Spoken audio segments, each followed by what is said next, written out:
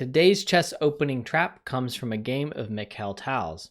This is one that I saw as a junior player and I've been able to put in my pocket and win quite a few games with. Still, even though this trap is a lot of fun and worked for Tal and has worked for me and seems to work for most people in the database, it is not a sound trap, and we are going to see how to refute this trap if you come across it yourself. So this is going to come about in the French defense. We're going to get into a Tarrasch variation, the knight d2 variation, one of the most popular variations with the advance and the win-all. And we're going to proceed along the most natural lines. You always like to have an opening trap that comes about after the most common moves because it really improves your chances to see this trap over the board. Now, we play knight gf3 here. That's a little less popular than knight e2, but it's a pretty good line, and I encourage you to look up the Korchnoi gambit if you want another gambit to put in your pocket. It occurs in this variation, although we're not going to really get into it. So after knight g to f3, let's say black trades on d4. It doesn't really matter if black trades or not, but this is what happened in the original game with Mikhail Tal, and pawn f6 is played. Now, pawn f6 is not the best move, right? It is, however, the most natural move. It's what black would play if the knight was on e2, and there are thousands of games there. So it's natural for a black player who's not too familiar with knight g to f3 to try this move out here. And certainly, a number of players have done it against me. Notice that e takes f6 is a good scoring line for white, but the best move is knight g5 according to the database. Now, the database only tells you how a move performs in games, and although this move has performed well in games, it's not necessarily sound like we said earlier, and we're going to see how you can refute it, but it has the best score in the database. Let's see why. So this is a really fascinating move that just throws the knight out there, right?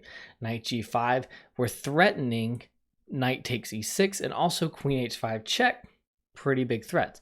I had a player against me try and snap off d4 thinking, I'm getting a pawn here and I'm defending this, but then they allowed mate after queen h5 check, king up, queen f7, mate on move 11. You always like to get something funny like that in blitz. It's just a good time for everyone who's not my opponent. So what could black do instead? After knight g5, black should really go ahead and snag that knight. Go ahead and take it. It is the best move, but we got some tricks coming. We can try queen h5 check here, and then black is going to play g6, which is the right move. The queen is not going to be very good on g6, as we'll see in a moment. Bishop takes g6 here, pawn takes. Now don't go grabbing here.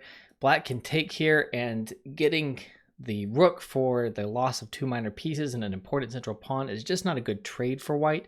Black is doing really, really well if you take the rook on h8. Instead, you want to try to continue your attack with queen takes g6, making some big threats. The king is forced up to e7, and in the original game, although we can see that there's some alternatives here, Tal played the move knight to c4. At this point, his opponent made a really common mistake and played the move bishop to h6. Pause your video if you want to try and figure out why this move fails spectacularly. The problem is bishop takes, otherwise the queen is lost on d8, queen check, king back, and knight to d6 is mate on move 16, our second mate before move 20. You love an opening trap that leads naturally to some spectacular mates like this. So, how could black avoid this and not get checkmated so early in the game? Let's back up to king e7. Now, Tal played knight c4, which is perfectly good. Knight f3 and knight e4 are more popular, although they're all about the same in terms of evaluation. After knight to e4, we're threatening bishop takes g5, which is the idea after all the knight moves. The problem is black has a good move here, right? And it is black's way out, and it does bust us.